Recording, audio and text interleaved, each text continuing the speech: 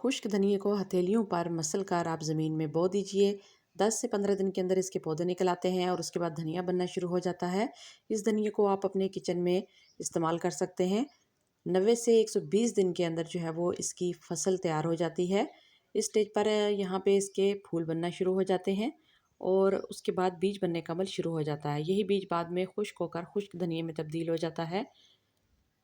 ये देखिए, तो आप भी अपने किचन गार्डन में धनिया ज़रूर उगाएं। इसको उगाना बहुत आसान है, इसको ज़्यादा केयर की भी ज़रूरत नहीं पड़ती। देखिए, फूल और इसके साथ जो बीज बनने का अमल है या खुश्क धनिया बनने का जो अमल है वो भी साथ साथ जारी है।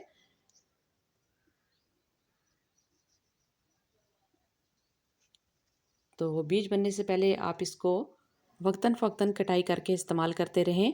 फिर एक वक्त ऐसा आता है कि जब इसके ऊपर इस तरह से फूल बनना शुरू हो जाते हैं और साथ ही बीज बनने का अमल भी शुरू हो जाता है।